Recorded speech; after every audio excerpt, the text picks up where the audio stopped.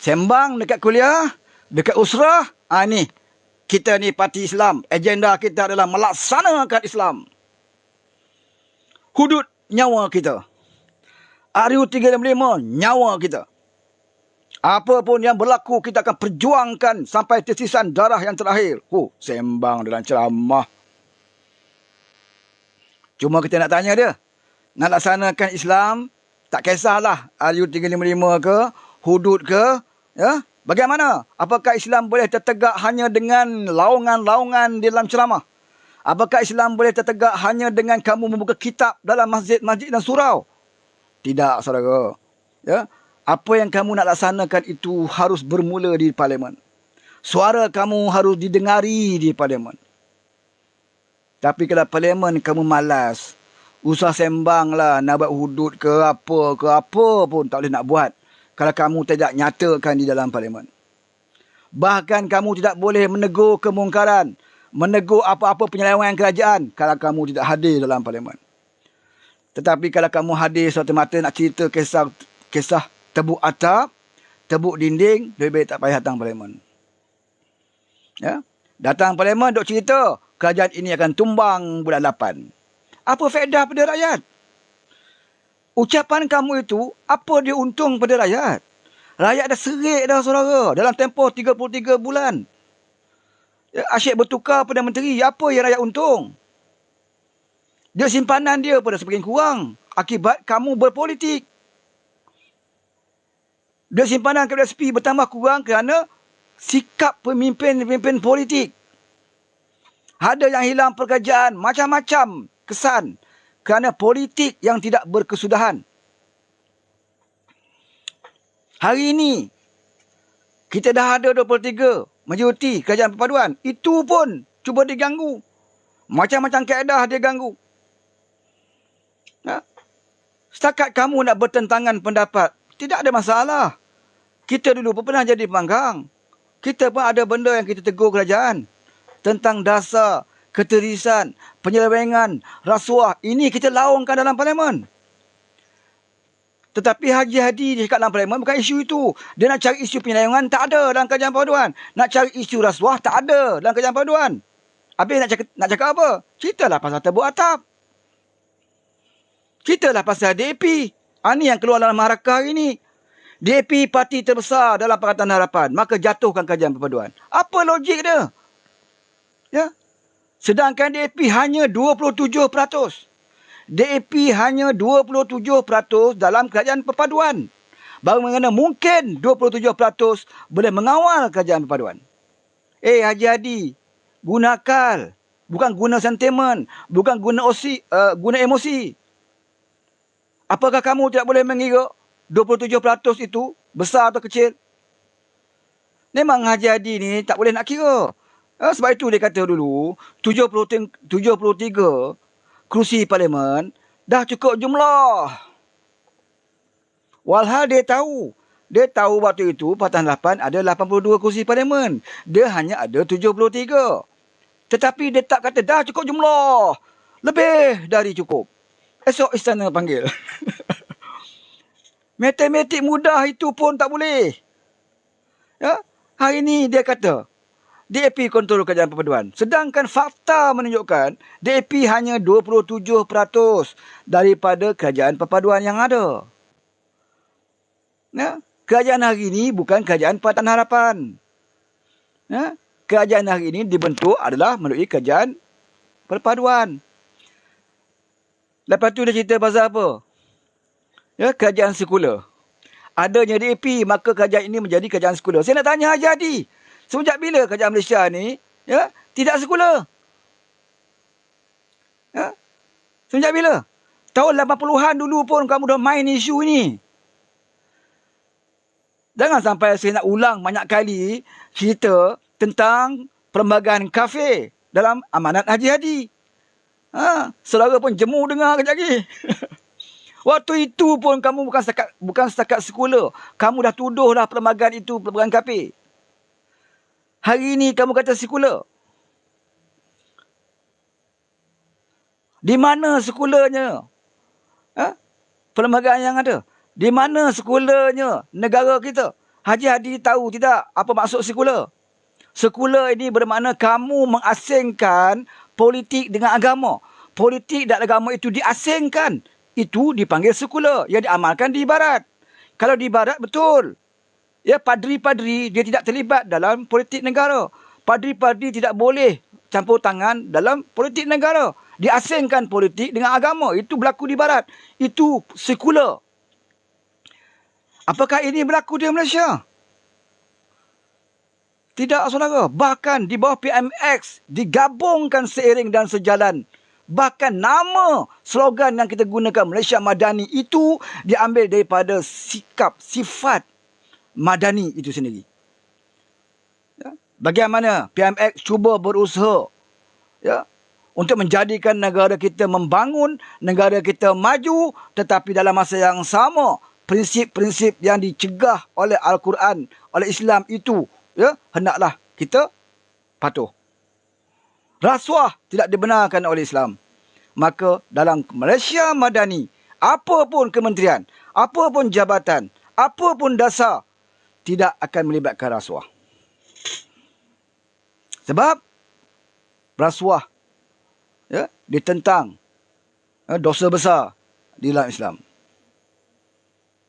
Islam kata apa? Jangan fitnah. Sebab itu di bawah Malaysia Madani, kita letakkan konsep. Kamu berpolitik, boleh berpolitik. Tetapi jangan sentuh 3R. Apa dia? Kamu mempermainkan sentimen raja. Kamu mempermainkan sentimen agama. Kamu mempermainkan sentimen kaum. Ya, sebab inilah puncanya perpecahan berlaku. Inilah puncanya peristiwa Memali. Inilah punca berlaku 13 Mei. Kerana apa? Sentimen kaum, sentimen agama. Di negara kita, alhamdulillah, kita ada pengalaman untuk mengajar kita. Mungkin Tuhan dah takdirkan begitu. Ya, kalau main dengan sentimen agama, apa hasil dia? Hasil dia peristiwa Memali. Kalau main dengan sentimen agama, hasil dia apa? Hasil dia peristiwa Memali. Kalau main dengan isu kaum, apa hasil dia? Hasil dia 13 Mei. 13 Mei. Ya. Sepatutnya itu dijadikan pengalaman dan pengajaran bagi kita. Supaya nak bagi tahu anak muda betapa bahayanya sentimen ini jika dimainkan, jika dipolitikkan. Politik yang sihat adalah politik berhujah. Ya. Kalau kamu rasa ada bangsa atau kaum lain yang tertindas, ya, hujah dengan baik. Datang parlimen. Kalau Haji mengatakan betul keadilan itu ya, adalah memusuhi Al-Quran, ya, keadilan itu liberal, berhujah dalam parlimen Haji. Bukan berhujah depan walaun-walaun. Berhujah, kita boleh dengar jawapan daripada pihak kerajaan. Kalau kamu kata Malaysia Madani ini tidak menepati konsep Islam, berhujah dalam parlimen. Kalau kamu ponteng, macam mana kamu dapat jawapan? Ya? Kalau kerajaan ini zalim, bawa dalam parlimen. Kalau kamu katakan bahawa menghapuskan hutang Felda itu adalah pembohongan Anwar Ibrahim, sila timbulkan dalam parlimen. Buktikan. Tapi bila Anwar boleh jawab, bila Anwar boleh buktikan, janganlah masukkan kepala dalam jubah. Ha? Macam mana kamu nak berhujah? Sedangkan bila kita nak bahas laporan PAC pun, kamu lari. Tak ada dalam sejarah negara, mana-mana negara, apabila laporan itu nak dibentangkan, pihak pembangkang pula yang takut. Selalunya yang takut pihak kerajaan. Sesuatu laporan ya, dibentangkan dalam parlimen, sepatutnya yang paling takut adalah pihak kerajaan. Sebab dia takut. Kalau ada penyelewengan dibongkarkan dalam parlimen, kerajaan patut takut. Tapi di Malaysia ni, saudara, ya, terbalik. Pembangkang pula takut laporan dibahaskan. Kerajaan bersungguh-sungguh bawa. Pembangkang yang takut. Sebab apa dia takut, saudara? Jeng-jeng-jeng. Sebab apa dia takut? Jeng-jeng-jeng. Sebab laporan itu menceritakan tentang pemerintahan mereka dulu. Sebab itu dia takut. Seboleh-boleh tak nak bentang. Supaya kurap yang kat punggung dia tu jangan orang tahu. Kurap-kurap yang ada dalam jubah mereka, ya, selama ini orang kata dia bagus, ya, orang yang bersih, PN best. tiba-tiba dalam parlimen ibarat singkap jubah berkurak punggung. Sebab itu dia lari, saudara. Itu aja saya nak bagi tahu dengan pengundi-pengundi muda. Tak percaya cuba tanya lebay-lebay kamu. Ya? Kenapa lebay-lebay lari? Tanya dia. Apa jawapan dia? Siap-siap dia keluar dalil pula. Sesungguhnya di zaman Nabi dulu tidak pernah dibuat laporan audit. Maka kita tidak akan mengikuti perkara-perkara yang perkara-perkara yang bid'ah. Dia keluar dalil lah. Membentangkan laporan audit itu adalah perkara bid'ah. Sebab di zaman Nabi dulu tidak pernah dibentangkan laporan audit. Tidak pernah dibahaskan laporan audit. Silap-silap. Dia akan berjawab macam tu. Dia ada dalil, saudara. Ni lebay, ni kehebatan dia, dalil. Kalau dia nak selamat, nak lindung diri dia, dia akan tunggang agama. Banyak contoh kita boleh bagi. Kan? Bila orang petikai kenapa adun Esko di Kelantan makan kereta mewah, sedangkan rakyat Kelantan tidak mencukupi air, bekalan air yang baik, bekalan air yang bersih. Apa jawab adun? Takkan kita nak pakai Viva? Kita pemimpin pakai rakyat, takkan nak pakai Viva? Sedangkan Nabi Muhammad juga menggunakan kuda yang mahal. Kan? Nabi pun pakai kuda yang mahal. Maka saya ni pewaris Nabi. Saya ni ulama pewaris Nabi. Saya kena pakai kereta mewah. Tapi dia tak cerita dengan kita. Sama ada kuda Nabi tu guna duit rakyat atau tidak. Mercedes dia tu guna rakyat atau tidak. Dia tak cerita kan tu. Dia tak sampai ke situ. Nanti orang tahu pula. Jadi dia gunakan dalil dia. Apa salahnya kita pakai kereta mewah? Sebab kita ni ulama. Ulama pewaris Nabi. Nabi juga menggunakan kuda yang mahal. Dalil dia. Kan? Tang dia ada dalil. Tang dia ada dalil. Kelihatan lebay dekat situ. Jadi, kalau kita nak berdepan dengan puak lebay, kita kena tahu helah dia. Helah dia kan, walau macam mana pun helah dia tak akan pergi kepada agama. Dia akan petik mana-mana Al-Quran yang dia rasa boleh lindung dia. Dia gunakan Al-Quran itu sebagai agama yang boleh dia tunggang untuk melepaskan diri dia. Waktu dia kerajaan, apa dia sebut? Dia baca ayat Al-Quran supaya taat kepada pemerintah. Waktu itu kita duk kata kerajaan gagal, tidak boleh tangani COVID. Desakan rakyat berhimpun, berdemo. Waktu itu, anak-anak muda berdemo. Ada angkat bendera putih dan sebagainya. Menentang kerajaan yang gagal. Maka dia keluarkan Al-Quran. Ati'ullah, ati'ur Rasul, wa ulil amri minkum. Taat kepada Allah, taat kepada Rasul dan pemerintah di antara kamu. Makna waktu dia perintah, hukum dalam Islam adalah taat kepada pemerintah.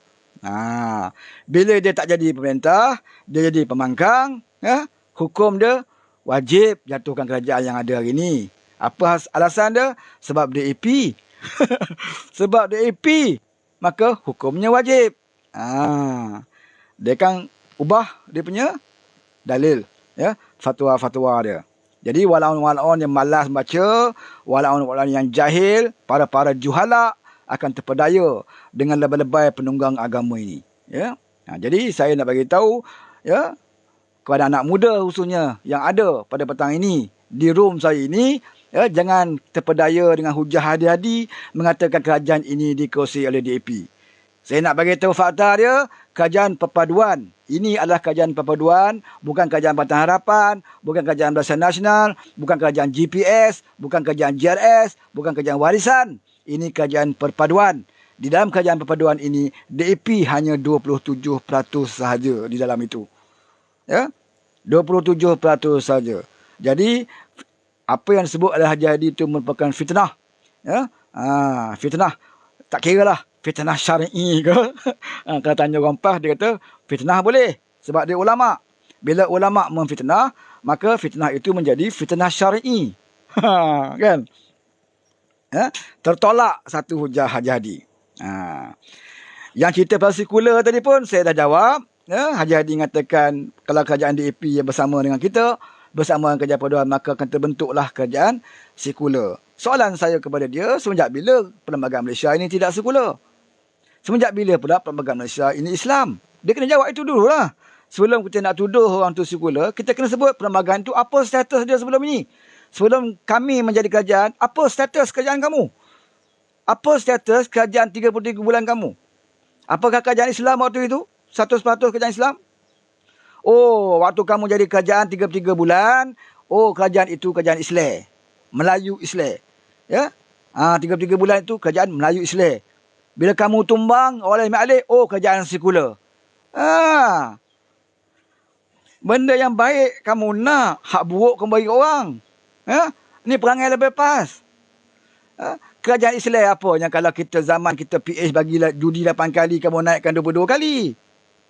Jangan nak menghina Islam seketahap itu. Bercakap Islam hanya hebat apabila hilang kuasa. Bila diberikan oleh Tuhan, Allah anugerahkan, dipinjamkan kuasa itu sementara oleh Allah kepada kamu, kamu lupa diri. Sedangkan kamu mengajar. Ya, apabila kita diberi nikmat oleh Allah, kita wajib bersyukur. Ya, nikmat yang diberi Allah, wajib kita bersyukur. Bila Allah bagi nikmat pada kamu, walaupun jadi kerajaan pintu belakang, tak apalah. Janji ada kuasa, janji ada gaji, janji dapat menteri. Allah bagi nikmat kepada kamu. Kamu ingat kamu dapat nikmat itu selama-lamanya. Kamu ingat kamu dapat nikmat itu sampai kiamat. Kamu lupa kuasa yang diberi itu adalah pinjaman. Tuhan letak kamu, walaupun bukan rakyat yang letak kamu. Ya? Walaupun bukan rakyat yang lantik kamu jadi kerajaan 33 bulan yang lalu. Rakyat tak pernah pilih pun kamu jadi kerajaan 33 bulan yang lalu. Tetapi kuasa Allah. Ya, wa makaru wa makarallah wallahul khairul makirin. Ya, manusia merancang, Allah merancang, dan sebaik-baik perancangan ada Allah. Manusia merancang apa dia? Manusia merancang memilih Pakatan Harapan untuk menjadi kerajaan waktu itu. Itu rancangan kita, rancangan manusia. Tetapi belum tentu ya berhasil. Allah rancang benda yang lain, maka berlaku pengkhianatan dan tumbang kerajaan PH. Apa hikmah dia? Sebab Allah nak tunjuk. Ya, waktu kita tumbang, kita rasa duka cita.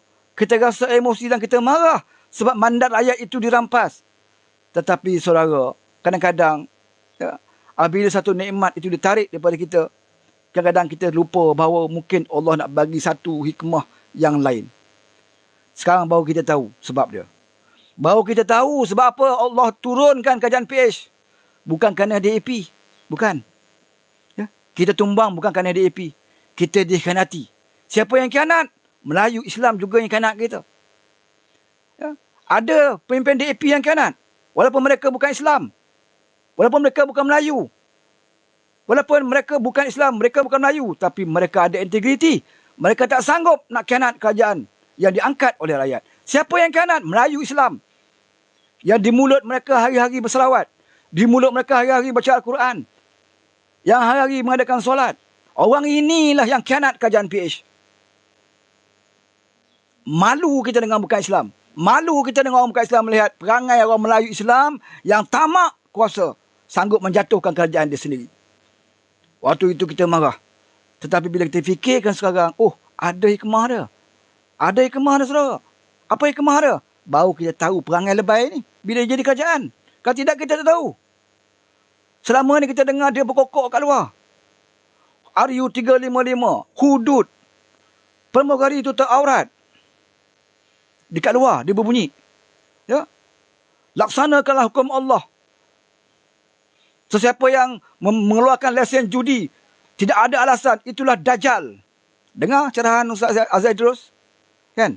Tak ada alasan. Kamu sign je, sebagai kerajaan, kamu sign je lesen judi, itulah kerajaan Dajjal. Sebab itu Allah atur dalam keadaan yang kita tak tahu. Ya? Dengan perbuatan khianat, maka naiklah kerajaan Melayu Islam. Apa yang mereka lakukan? Ya? Apa yang mereka lakukan?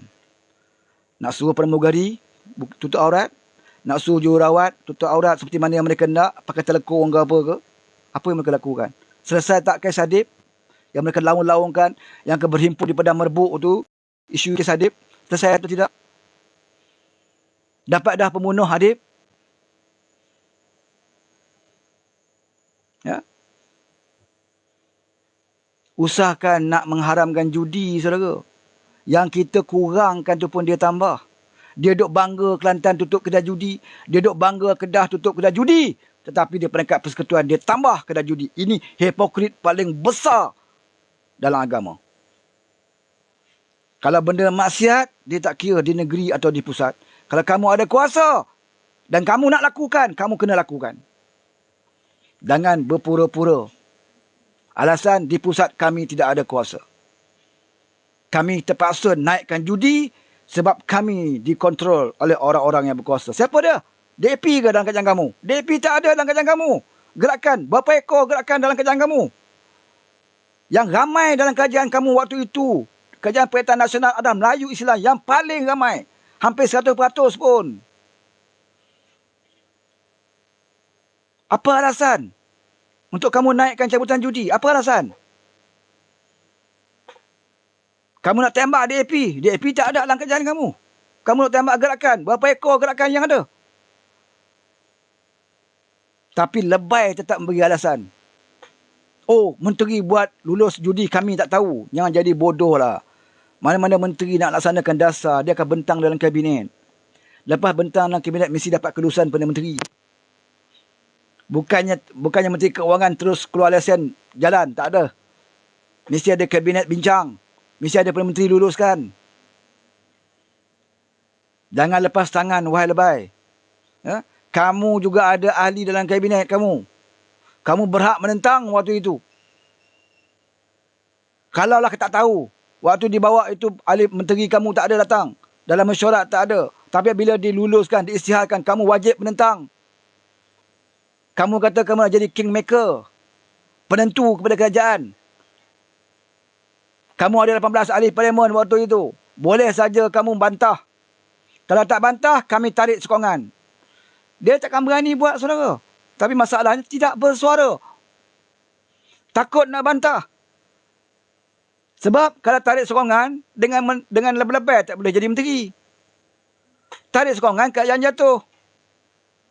Mungkin lantik Perdana Menteri lain. Atau mungkin dia adakan pilihan raya. Dan lebih belum tentu dia jadi menteri lagi. Elok-elok jadi menteri, buat apa kerajaan jatuh kerajaan yang ada? Itu perangai dia. Dia sayang pada jawatan dan kedudukan dia waktu itu, dia tak sanggup bertegas dengan kerajaan ketika itu yang menaikkan jumlah cabutan judi. Dalam kerajaan PH 22 bulan, Menteri Keuangan dia Cina, Ling Goeng, DAP, bukan Islam. Dia tahu tidak semua orang kafir suka kepada judi. Dia tahu.